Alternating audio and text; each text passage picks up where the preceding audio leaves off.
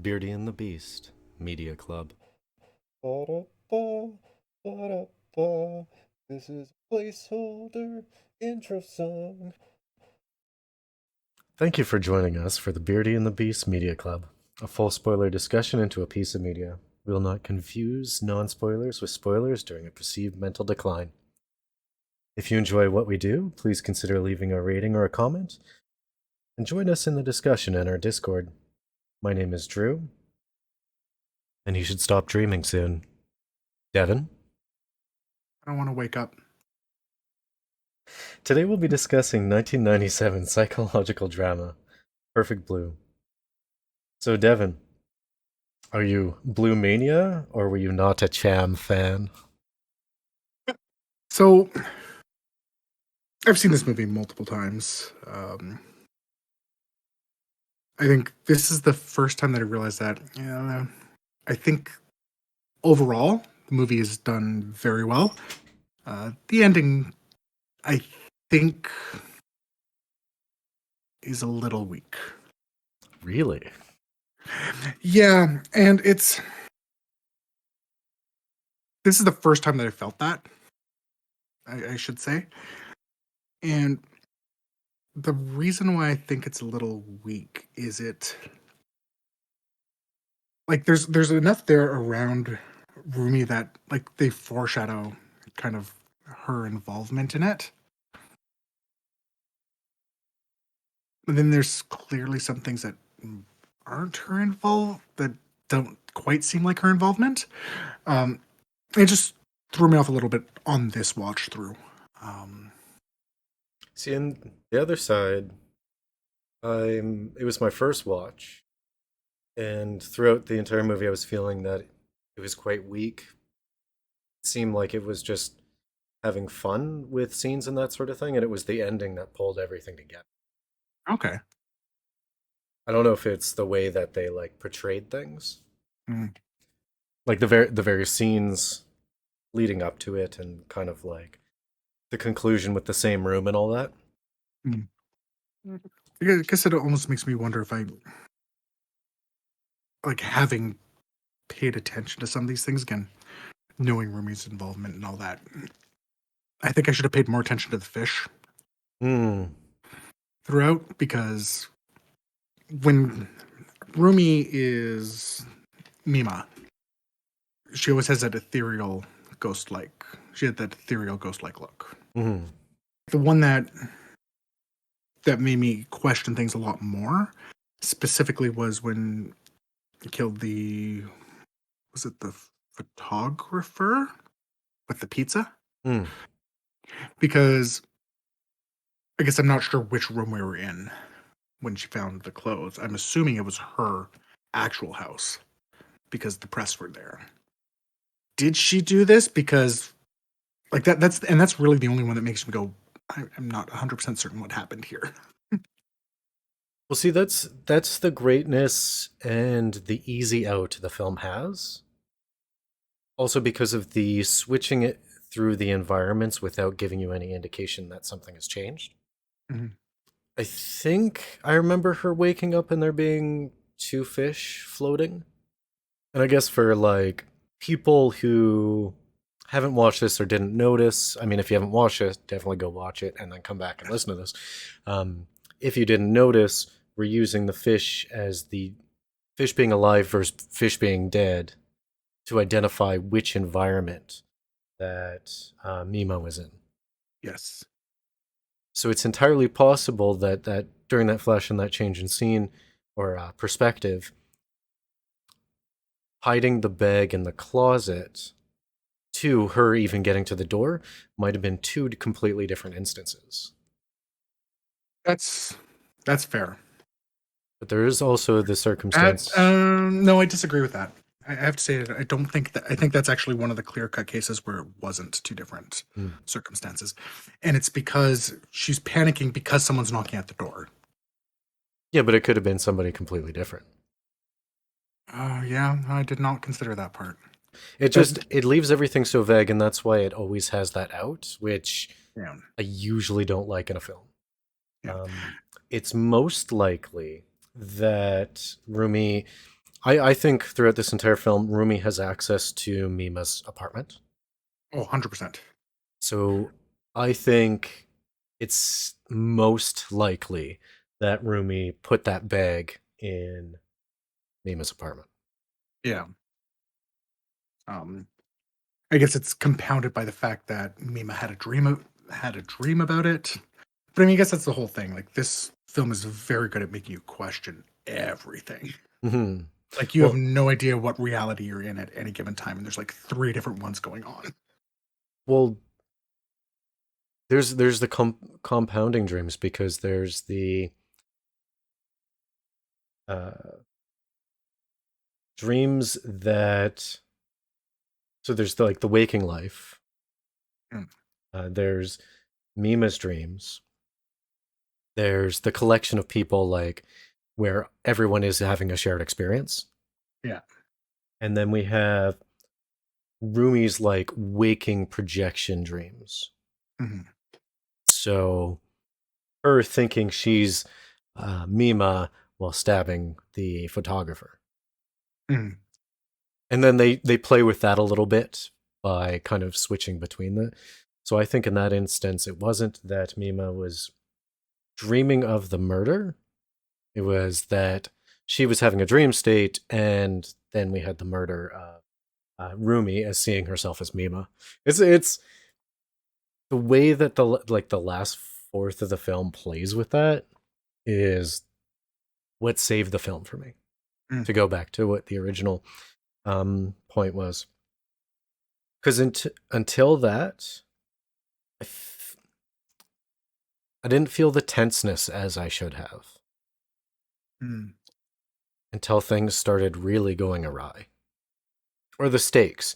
It makes you think it's just like this weird crazed fan, and then you start questioning, oh, is it that weird crazed fan, or is it like someone in periphery?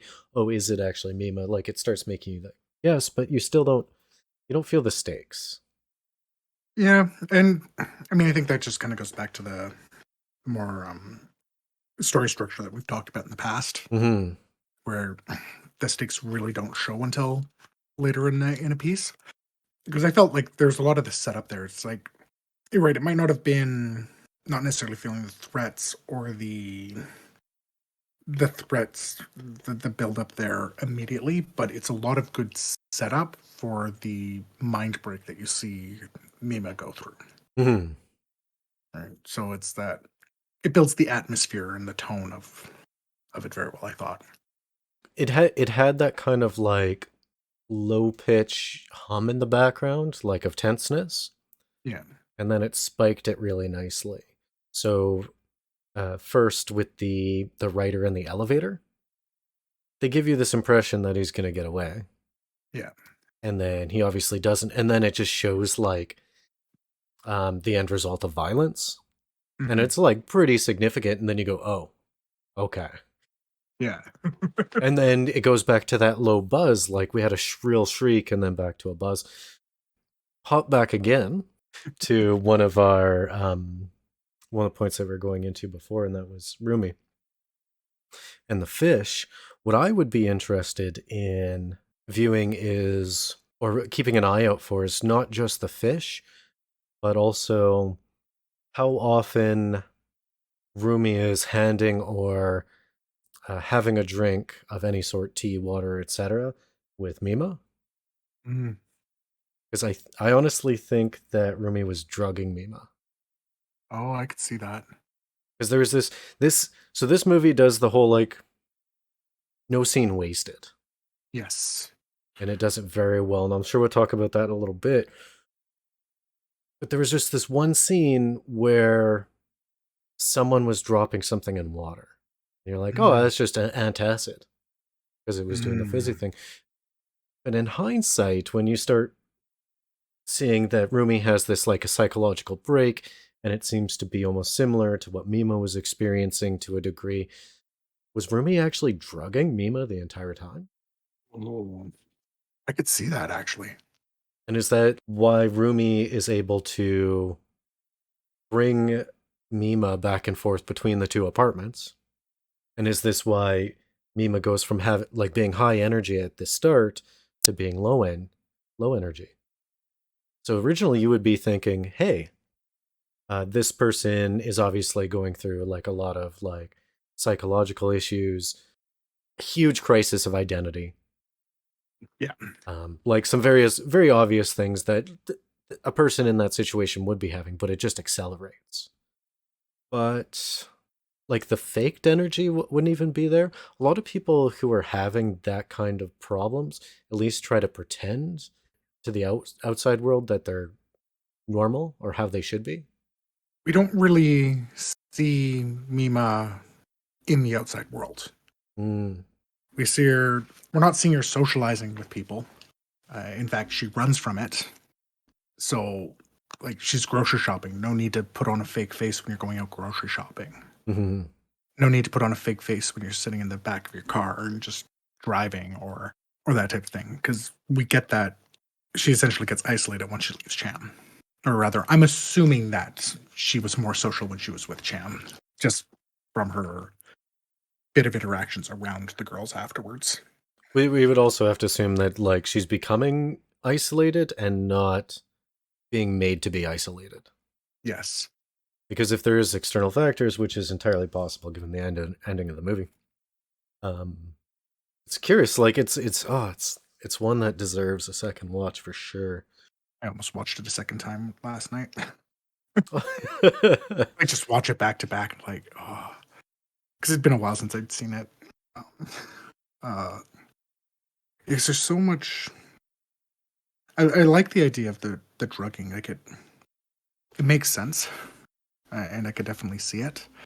And I think there's enough other things going on with Mima that the low energy and depression also makes sense.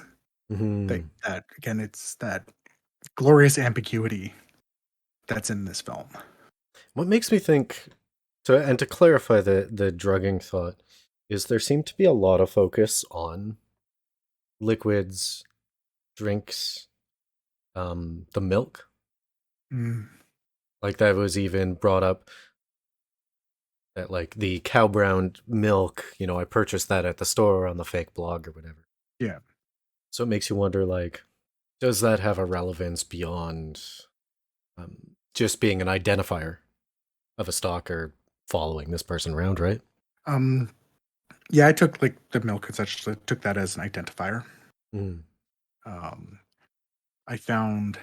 So I guess I don't want to quite put thoughts in your head.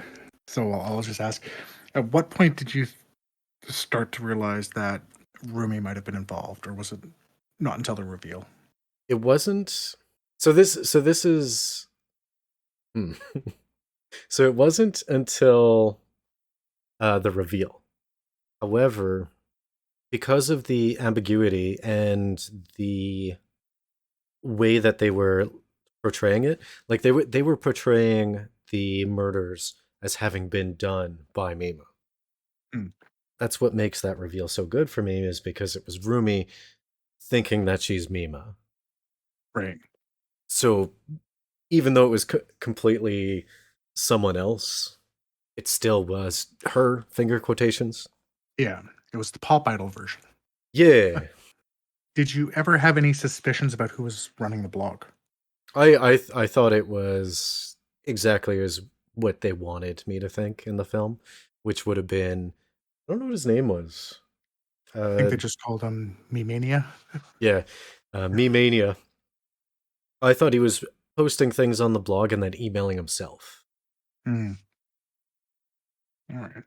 So I had two thoughts around it, and I think what it was really trying to make you think was that um, Mima actually had like split personalities Hmm. at this point. This is done very well with the reflections and everything, her seeming memory lapses and such. Um, Watching it this time, I realized, like, again, this comes from the knowing that Rumi is very heavily involved. Um, there's only one person who could have got that audio clip other than Mima on the website of her practicing her the "Who are you" line. Hmm. I'm like, oh, that's good, and it gives again shows that she clearly has access to the apartment because the details in that blog. I thought it was a nice detail that just popped at me when I was watching it this time around. But yeah, because it could have just as easily been, no, she actually had split personality, except she wouldn't have. I guess one personality could know how to use Netscape Navigator. I mean, yeah, that is true. Uh, well, I didn't ever think it was Mima. Hmm. Because the way that they explain that, like, she didn't have a computer. Yeah. And I don't think at that time, like, going to the library and using a computer for the World Wide Web was, like, that big of a thing. Yeah. I mean, I did it a couple times, but I mean, maybe in Japan, Hmm. 97.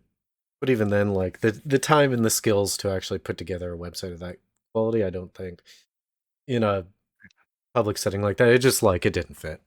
Yeah. So I thought it was somebody else. I definitely thought it was Mimania. Can't remember who else I thought it was. Oh, I remember my reasoning now. I thought it was Mimania, and Mimania was just being like a weird super fan. Mm. But at that point, they were really leaning hard into Mima was doing the killings herself as like some type of self preservation thing. Yeah. So that's kind of like the mental arc that they were going on at that time. Hmm. I was actually very surprised when Mimania attacked her. Yes. But then when they pulled out the logic behind it, I mean, he must have had a lot of problems not to be able to like believe his lying eyes, but Mhm. he definitely it takes some leaps, but it comes together good at the end. Yeah. Yeah, I don't know why I vaguely recalled his interaction being slightly different, but that's just because. Oh, I forgot. Well, that's the thing. Like, the events in a movie will generally rearrange themselves in time based Yeah. on like your enjoyment of the film at that time. Hmm. For instance, like a movie that you don't like or really don't like and you watched will generally have the scenes kind of merge and rearrange to be more negative than they actually are. Yeah. It's kind of like how, for some reason, Battlefield Earth is maybe even a little bit better than when it was released. Even though, I mean, not a good movie, but it's it definitely got better over time. Yeah. But everybody thinks it was like the worst movie ever. Those people have not seen The Core. Core. I remember that one was on our list of movies to watch. So the way that the reveal was done for Rumi, I'm glad they didn't do like the whole flashback thing where they like show all the little scenes. They like this is usually something you'll see in like North American filmmaking. They'll like go back and be like, "Oh, that scene, that scene, that scene," like all the little reveals, all the little That's how you know he was a ghost all along. yeah, like for recapping all the foreshadowing. It's Yeah. like lazy storytelling. But then you realize like, oh, the reason why her fish had died is because she actually hasn't been to her apartment in like a while. Yes. Um, the the male manager having been like taking a shot at Romy for being like a failed idol in the past. Mm. Like, and then in my head, of course, like things like them having tea or whatever, or like the uneaten piece of cake, the that they kept showing shots of. Yeah. Um, and then of course the antacid or whatever. Yeah, I think the only thing with the I guess this would be a scene that might have moved a little bit because I think it actually could be a timeline break for that matter. Because they showed the fish dead so early, Hmm. right? This was before there was any type of indication of tomfoolery going on, which I mean could have just had her be forgetful. Because we also never see her replace them, but we do see them alive again. So, but again, that could just just as easily be a timeline It could, well, issue or something, right? I wouldn't put it past the film, like on a watch looking for timeline breaks. I wouldn't put it past this film to have that as well. But because of the ambiguity and the multiple Mima rooms, we can assume with relative confidence that it just means that after that we know definitively this scene is in Yeah. the Rumi's room and one is in Mima's actual room. Yeah. It's funny because I've thought I remembered a different reveal for with the fish. For some reason, I thought I remembered a reveal of like the tank being bad Hmm. because it like it never got cleaned out. But I now have no idea where I got that image from. Well, I like I have a friend who really likes fish, and when I saw that the fish dead, I was like, "Oh, my friend would never approve of this." Of course, this is before you realize like the significance of just the fish. Yeah. So, um, I I should have done this when I was watching it last night. So it's talking about like the kind of different realities that are going on here. Mhm. Um, and I didn't go back and compare it, and that's what I was kind of trying to look here. When we see Mima at the end, Mhm. does she not look a lot like the detective in the TV show? Hmm. Or am I misremembering that? I can't find an image of the detective to compare right now because that was like several years later, right? Oh, are you insinuating that this still might all be in Mima's head? Or in Rumi's head, or Hmm. adding another layer there, right? Oh, I hate it. I mean, I get what you're saying. I just hate it. Well, that's why it's like this is super loose because again, it entered my head and I didn't actually like stop to take a look, and I should have. Hmm. But it's just, and the reason I think this is because one of the scenes in particular, when we had Mima was in what looked like a hospital type thing, and it was where they were going, "Who are you?" And she's like, "Oh no, I'm this," and then it cut and did the same thing, but it was the action on the TV show, double bind. Um, and then just seeing those interactions and then kind of going, it's like, huh, she does kind of look a little bit like the other actress. Hmm. Because again, there's very possibly time skips happening here too, right? The thing is, like at the end, the nurse identified her as being a famous person. So if we were to kind of play with the hypotheticals for a moment here, opposed to like saying definitively it's fact, Yeah. because I hate it and I don't want it to be. um, it just my reason why that I hate it is it already plays around so much with Yeah. like the mental aspect and like locations and who is who, that adding time, like actual time skips into it, and seems to be like too much. And then if you go further, adding oh, it was in the mind of a, a 12-year-old autistic child in Chicago or whatever's head the entire time, like that just like it ruins it for me. Okay. Um, so I'll play it as a hypothetical. Um, if it was all in Rumi's head, once she had lost, so it will take like a significant amount of the events that had gone up to that point. Once she had lost, she would likely have re-identified to what she would perceive as the victor. Mm. So it's entirely possible that she would have then like re-inputted or re-imprinted on the new perception of Mima. That's a chance. Mm. Uh, Okay. I see where you're going. I slightly disagree with that because it was mentioned that Rumi was a failed pop idol. But the thing is, she's the one who has gone through like a dissociated identity disorder. Mm, Like at that point, having her be able to okay. like adapt in the long run. Right. I Okay, mean, I see where if you're you going. could say anything about people with dissociative identity disorder, they probably adapt quite well. Not to make light of like actual issues people have, Yeah.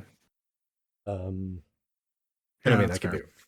But we also have, if this was in the mind of Mima the entire time, and she was going through like this big break, and I would assume that the Rumi situation was actually a form of self. So I would assume that the stalker is real, Mhm. but I would assume the Rumi timeline was like a mental self preservation thing. Her trying to Right. hold on to her innocence of the pop idol previous. Um, and the way that they play with some of the ambiguity. Did she actually visit herself in the like that mental hospital? Mm. So is she now projecting herself upon the roomie that's in the mental hospital? It's like it's the reasons why I even hate the concept. Yeah. Oh, that's fair. It's just like, I mean, I'm sure there's good theories, but I just hate them all. And I haven't even heard them yet. That's fair. So, okay, so just okay, just to clarify, so the discussions about Mima's break was just in the hypothetical. This was all Rumi, right? Like, do you think Mima actually had a break as well, or no? While we're discussing it, I think Rumi had some form of uh, pills for whatever her identity disorder was, and I Mhm. think she was feeding them to Mima Okay. and not taking them herself. That's my Okay. theory. All right. Um, okay, I can see that because I go and think. I mean, I think Mima. It's clear that Mima was definitely having a break. I guess the question is, what was the cause of the break? Yes, Okay. and it could, the way that the movie plays with your perceptions, it could just um, be that she was just generally depressed, not well rested, underfed, etc. Um, and that a lot of the perceived like larger depressive attacks that she had were actually some type of projection of what was going on with Rumi at that time. Okay. It's that ambiguity, man. You say Yeah. glorious ambiguity, and honestly, it's what props up this movie, but it's also the bad part of the movie. Like it's the inverse as well, Yeah. because it allows it to get away with so much, just so much, but without it, doesn't. I mean, without it, there isn't a concept. It's not a film. Yeah. It's a Mm. it's a Decameron. It's a 7-page something without that ambiguity, Yeah. but done right. No, I'm not. Honestly, I apologize to the writers of Perfect Blue. That was a bad diss. This was actually. I really like how this was written,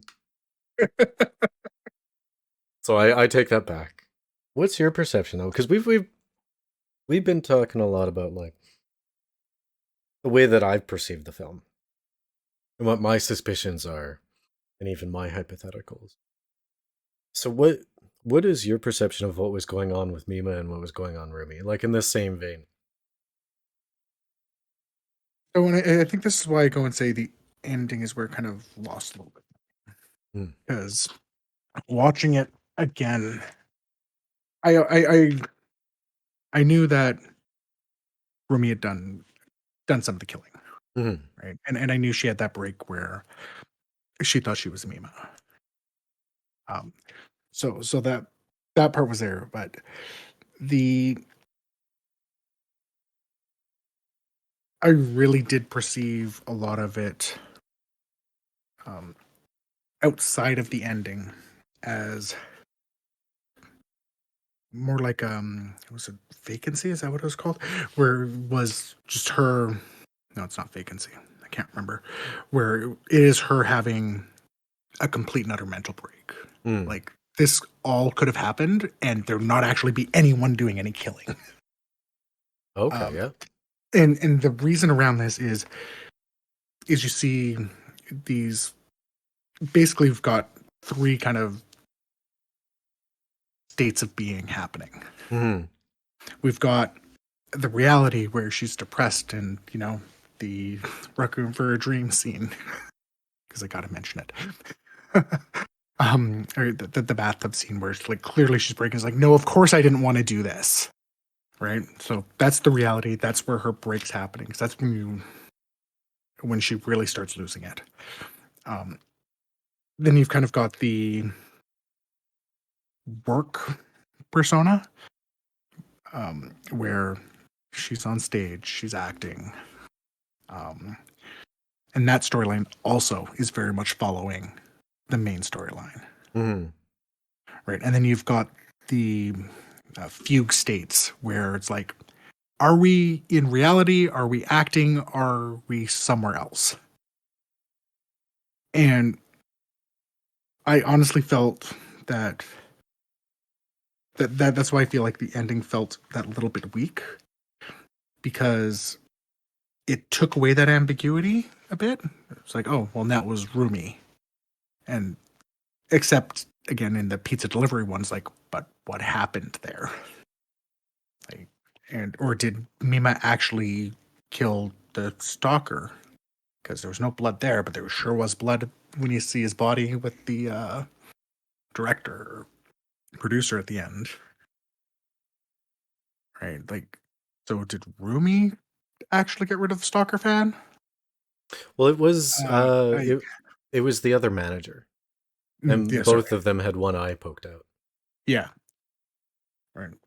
So it seems like that a little bit at odds with like the pizza delivery guy. So it almost would have been like having it all be almost preferred it all being in her head.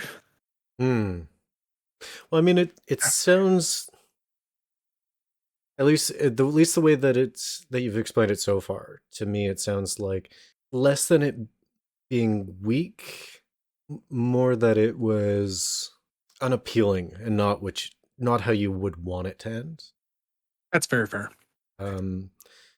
Because when we add in Rumi, it does clarify some things, but it also starts making some other things ambiguous.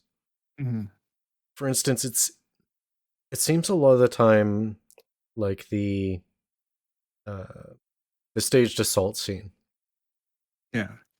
It honestly, the way that it was portrayed, seems like that she was okay with it, and they even made a effort to show that the other actor like Yes. was even making sure that she was comfortable and apologized Yeah.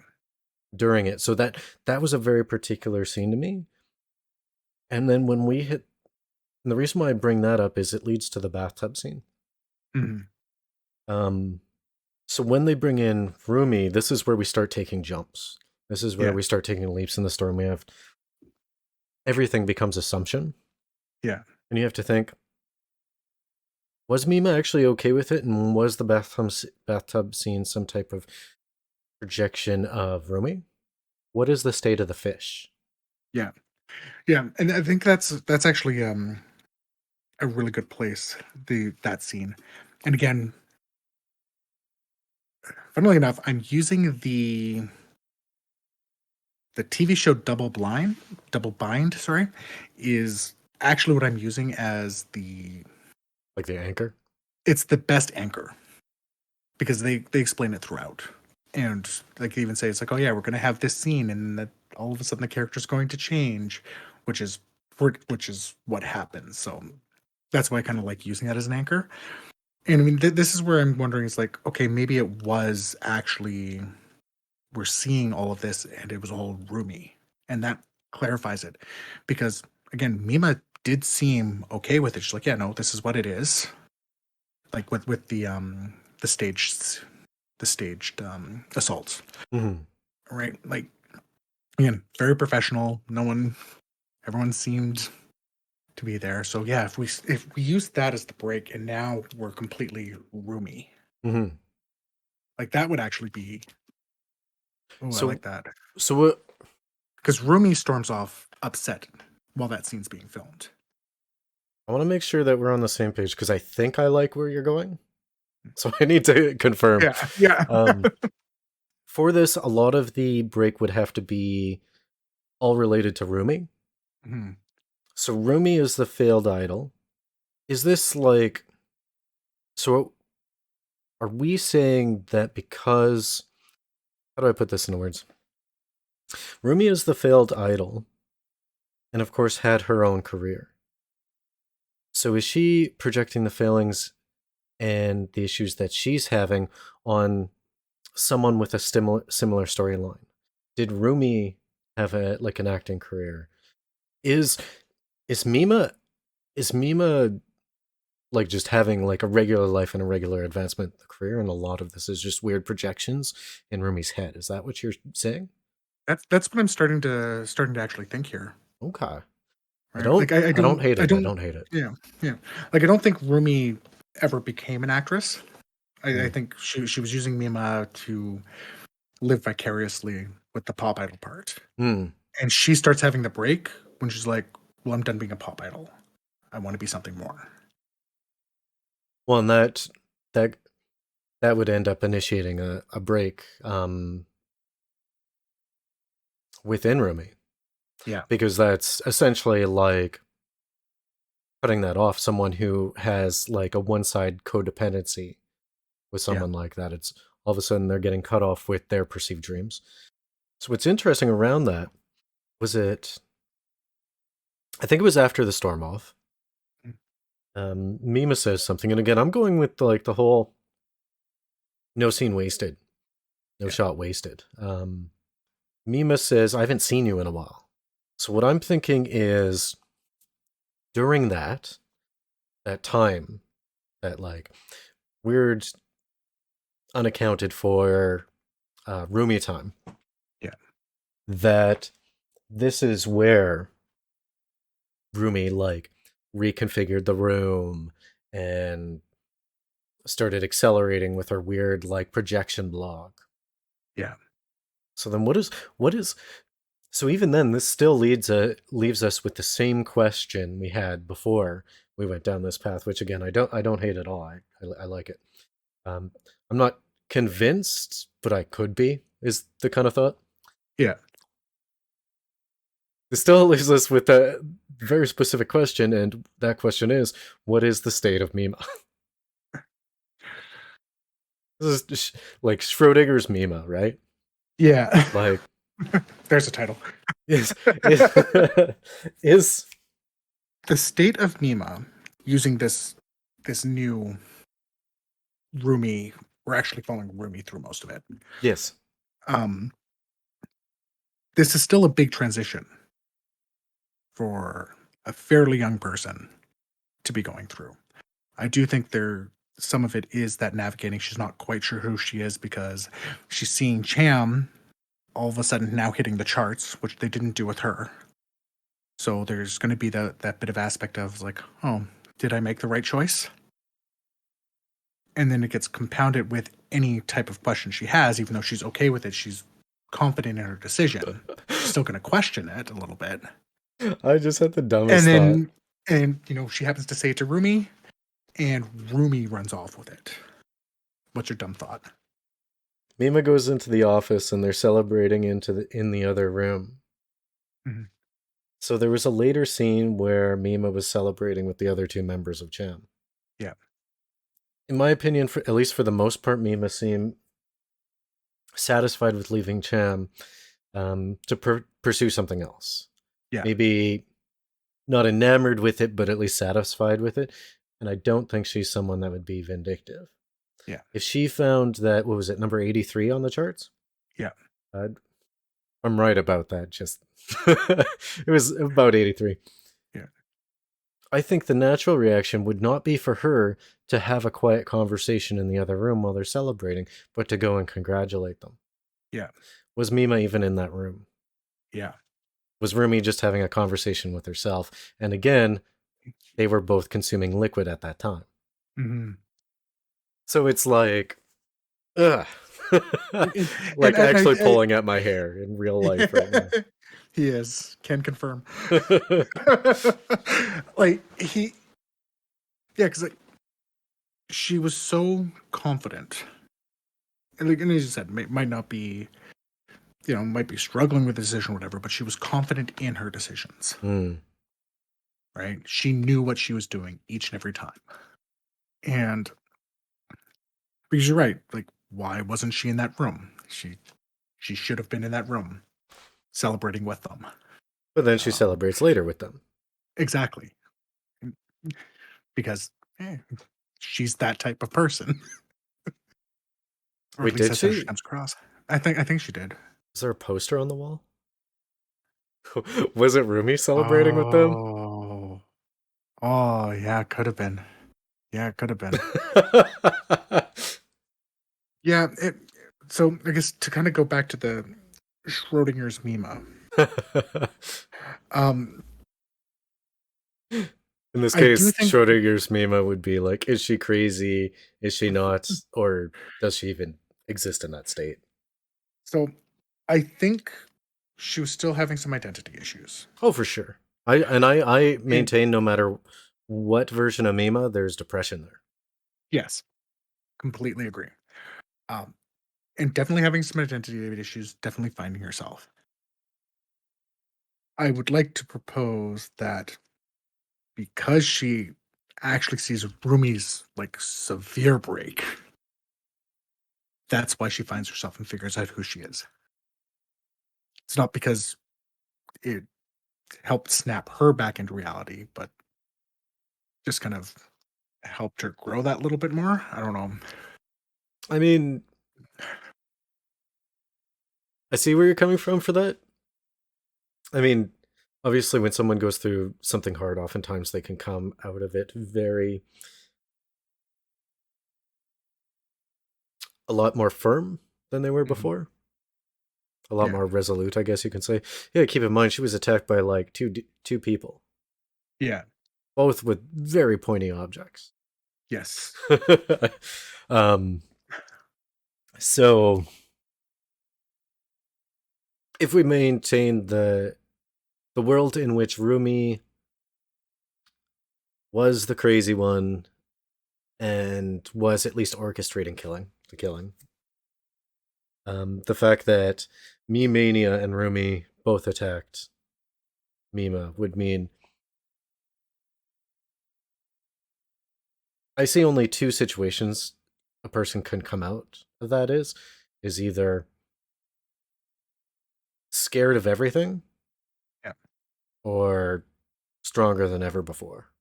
Yeah. And it definitely came out more resolute in what her identity is, and like I bet you she walks confidently down a dark alleyway kind of thing. Yeah. I mean, it's exactly. It's also Japan, which isn't really known for like having that violent of a like dark alley street life. Yeah, you say that like you weren't attacked twice in a night. Stabbed multiple times. Maybe I was the one doing the stabbing. Do you have a pop idol costume hiding back there? Don't even know my name. You would know that it's Devmania. Stab, stab, stab. Well, you're the person who told me you'd like to be love knifed at one point. Ha! I forgot about that. Wait, in that case, it would be me doing the love knifing. But to get back on track, no, please don't stab me. I do not want that.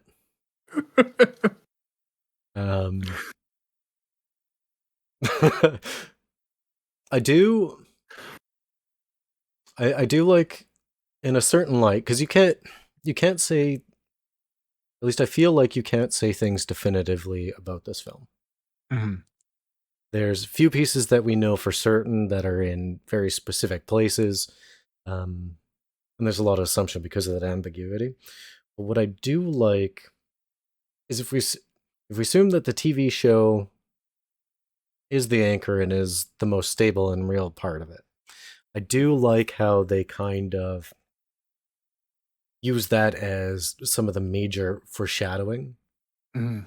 throughout the film. Like even when it comes down to talking with the writer, it's like, who's the murderer gonna be? Oh, we can't tell you. And then it's like, oh, I don't know. I have no idea who it's gonna be. It's like, I got a few ideas, but Yeah. They use double bind very effectively mhm. in that regards. Um, yeah, it's just interesting to have the fictional show be the anchor. I appreciate how well it was done there. Um, mm, It's yeah, kind of it's like and it was definitely getting more and more on the nose as it was progressing through. Um, it makes me it makes me wonder. But is it the anchor? No, just is the whole. It would have to be. So in my brain, I just like had an entire conversation, of course, with myself, much like Mima was with her inner monologue, and much like Rumi was having with I don't know. um, because I was wondering if the photo shoot and the photographer were actually in the TV show and not in the real world. Because they had that scene where they're like, "Hey, do you want to be a model?" But that was actually part of the TV show. okay. So I think there's a couple aspects here. So and this is where I was talking about like there's kind of basically got three realities happening Mhm. all the time here. So the character Mima was playing in the TV show wasn't a pop idol. She was a model. Mm. But I think that they did do a photo shoot because stars do photo shoots. Because we had Stalker Fan go and buy up all the magazines. Well, see, that's what the conclusion of my like inner conversation that I just had with myself was that Okay. Stalker fan bought up all the magazines, but this is why I kind of want to watch again because there's just so many questions. Were they were they talking about a like it could have easily every time that they showed the magazines, it was like when people were like criticizing Mima. Mm. So if there was like negative articles or some type of issue with the show, the Stalker fan would purchase up all those. Like this is a like a what if. So like Oh yeah, no, okay, I see. I'm just trying to like explain why I had the conversation in my head. Yeah. So what it was, and I don't think this is it now, but I'm elaborating for no reason. Mm. Um That's good to explore. Character in the show had a photo shoot, was taken advantage of, like revealed too much, and then the character in the show who was having a mental break stabbed and killed the photographer. Right. Um, Whereas unreal, I guess technically related, but unrelated to like a nude photo shoot. Me Mania bought up all the magazines. Um, because of either criticism or something that was covered within the magazine. I don't think that's it, but it's just I wanted to explain. I'm more Yeah. on train with what you said, which is like, lol, that's not right. Lol. Yeah. Just more eloquent. Yeah.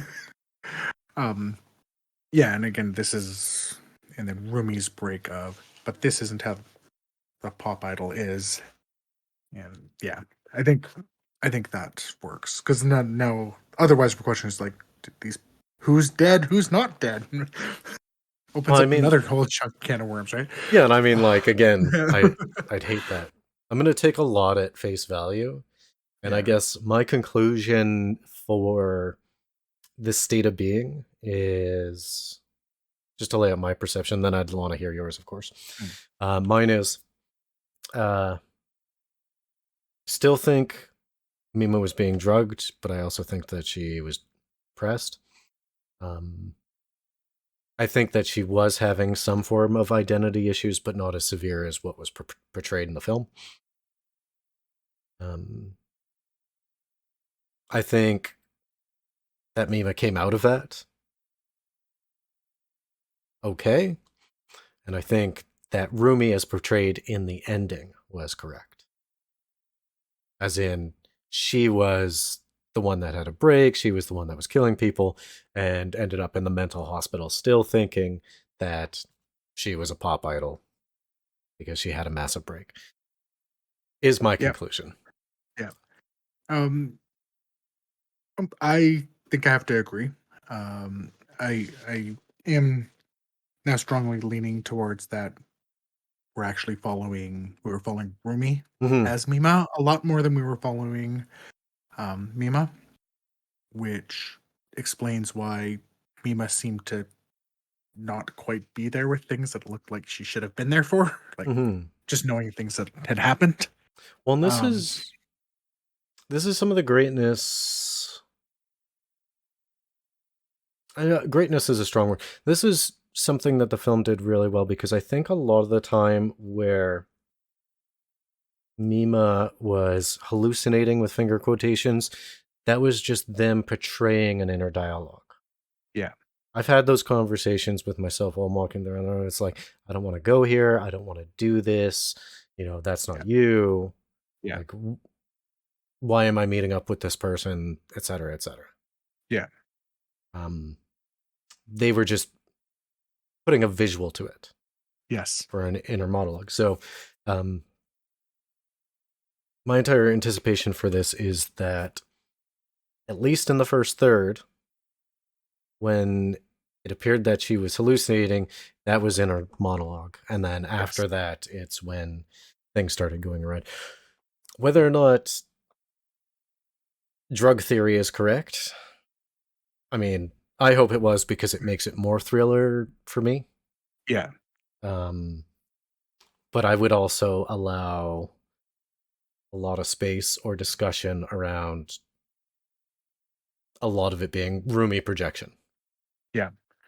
And I agree. Like, I think the first third is. I have no question that the first third is us following Mima. Mm-hmm. Um, like, and again, we get the hints of the depression there. Like I said, those inner monologues, and those inner monologues are going. It's like, did I make the right choice? I'm talking with past me, trying to figure where future me is going. Um, when it just kind of had that talking to yourself in a mirror type feel. And yeah, I really think we're starting to watch Rumi's break.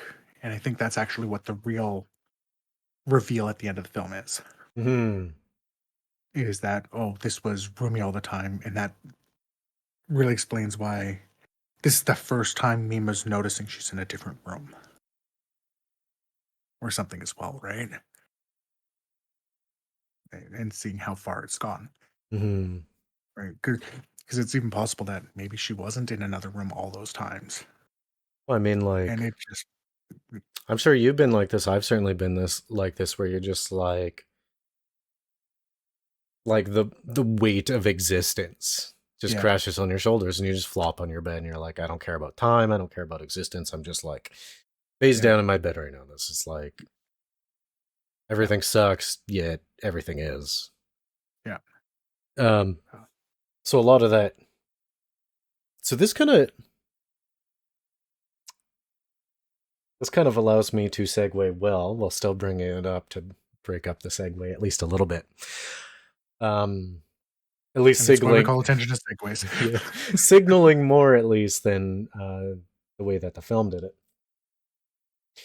Um, One thing that I noticed and really appreciated about this film was, I noticed this almost immediately. This The shot choices and the feel of the scenes were incredibly, like, had that live action feeling, not an Mhm. animated movie feeling. Yeah. And I think it's because this was originally being workshopped to be a live action. Mhm. I think a lot of that carried over. Yeah. I if it was done with more like anime or cartoon styled shot choices, I don't think it would have come out like it did. Yeah. Um, yeah, I agree. The shots did feel very, is it live action? Like Mm-hmm. that's a really good way to do it. And it was nice because it was animated. It had that. It actually allowed the surreal parts to not like if we had Rumi hopping from light post or idle Mima hopping from light post to light post in live action, I think it would have taken us from the film. I don't think Yes. they could have done it well. So the fact that they did this, as you said, live action, animated live action, allowed those surreal parts to flow very well, and just like it gave very natural expressions throughout the film with all the characters too. Like Mm-hmm. nothing felt. It's interesting that you say it that way, like with the live action, because one thing I noted, and it stood out to me in a good way. It was like Mima's lipstick was like not applied like perfectly, Mm. right? It's just like those little bits of where you could see that a bit of like lip underneath the lipstick instead, which again very much ties to that live action, Mm-hmm. and it was such a nice touch. Um, It's kind of like so, and some of the things like I mean, we have our Akira sliding bike moment with the mm, bathtub scene, where like that's iconic now. I mean, for people not in the know, they associate it with the um, how it was portrayed in Requiem, but um, some of the shots that they did, what was it? One of the ones that I liked was the Idol fans and the media um, at one of the concerts when things were going on. Oftentimes in animation, they'll simplify background characters just to mm, make it easy um, to animate. yeah. But when they were showing the entire crowd, no matter what the shot was, most of the time they were blank faces. Mhm. And the way that they portrayed that made me feel like that was an artistic choice, not only like an ease of animation choice, Yeah. because it really made it feel like they were like faceless fans. Mhm.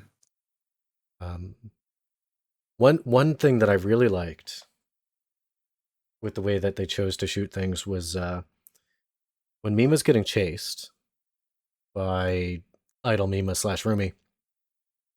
You're like, when you start thinking to yourself, wait a minute,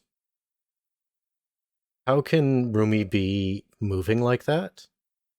Because it's clear that Mima's being chased, but there's no way that Rumi's going to be able to delicately jump between these things.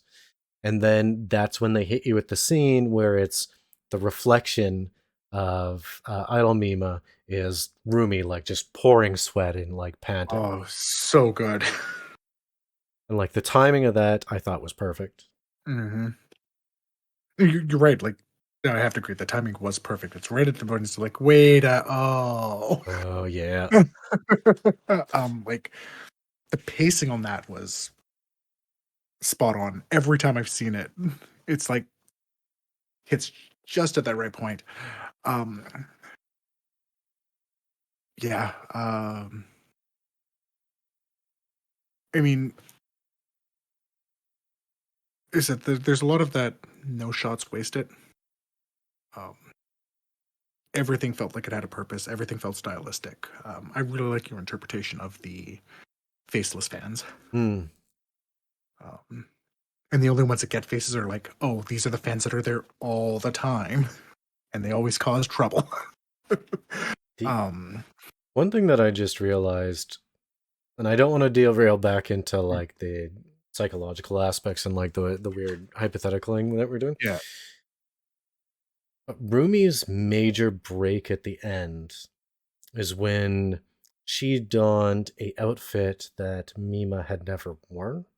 Hmm. So she had taken the projection of Mima, and now she is running in a unique lane. So she's in her own rails with this now. Yep. So go. So what made me think about that is the like no shots wasted. So I think I hate, and again I hate it because I don't want to. I wouldn't want to add anything to this because I feel it would take away from the ambiguity.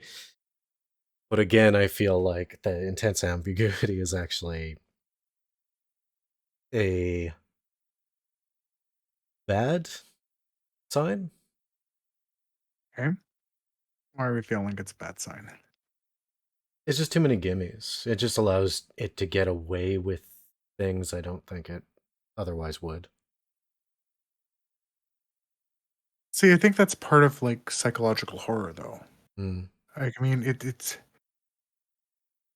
you get this has been entering my mind a lot more and more because I mean, obviously, people compare this to Requiem, but I'm starting to, in my mind, I'm actually starting to compare this now to American Psycho. Well, I don't actually think this Mm. is anything like Requiem. I don't either, but people just think of the iconic scene and tie it that way. But no, but like again, a lot of that American Psycho. I don't think the ambiguity is actually letting it get away with things because again, just this discussion Mm. overall is a good example. We haven't let it get away with anything. We've just kind of we're piecing it together without it having to be handheld. We did the same thing with Haruka Uzumi is missing, right? That's funny. You know There's what? some strength in that ambiguity. I feel like this movie is like a puzzle that has an image on both sides. Hmm. It's similar but different. Yeah. I'll tell you what, though. Cham may have only gotten 83 on the charts, but I think Perfect Blue could probably hit 17. Yeah, I think it could be. I think it could be. Say top 10. It's being a top 10. This is Um. honestly, I watching this movie, it was feeling very weak for me during the first bit. Of course, if anyone is familiar with a lot of the like Asian storytellings and like the problems that I kind of have with uh, the way that it's very back ended a lot of the time. I was having problems with it, but in the end, having come out of this, I feel like just because we need to compare it to Requiem, because people compare it to Requiem, two very different movies. Yeah. Um, I actually think this is a better movie. Yeah. Yeah, like I would rate it higher. I take more from it. Um, I didn't have the same kind of like depressive episode at the end, but I definitely locked my windows before I went to bed. So, Yeah. I mean, again, Requiem is like both of these movies are.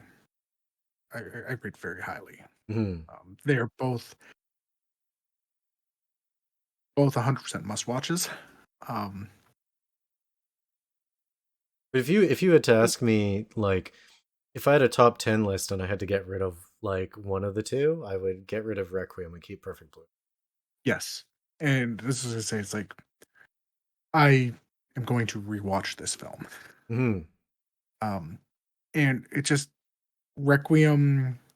It's how do we say it? It's everyone should watch it once. um, And respect if you can watch it more than once. yeah.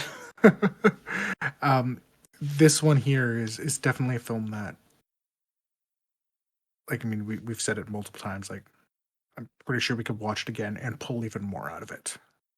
Well, I And feel I feel like I could watch this again and come up with a completely different theory and completely disprove my current theory. well, I mean, again, I know I've watched this movie probably a good dozen times. And like this was the first time that the ending again kind of confused me. And then the whole we're following Rumi theory came from that me thinking the ending didn't feel quite right. Mm. Like um Well, it's kind of like it, thinking about it like watching it in reverse. mhm. I know Satoshi Kon has kind of done some other very surreal films, one of which is on our list already, Paprika. Mm. Um, so he's done that. Oh, he did Paranoia Agent. Okay, did not realize that. Which is another super surreal thing. I don't know what the novelist for this has written, or if I've seen anything else that's kind of tied to. It looks like, yeah, the director definitely has kind of a type, like even Millennium Actor. Yeah, I don't know what the author has written, if they've written anything other than Perfect Blue, and I'm not going to easily find that on IMDb. Um, like I'd be interested to see almost what if there's other stuff that was adapted from their work Hmm. and just see what's there. I don't know how much you're actually going to find for that. There's a 2002 Perfect Blue. Yeah, that's exactly what I was just looking at. With a completely different character. And I mean, again, there's another one I see in the work, The 2002 is and it's an adaptation of the sequel of a short story. at least well, I guess like always, as we've discussed previously, these discussions often follow a similar track as the movie does, and I think Yep. this one definitely did as we kept jumping forward and back and forward and back.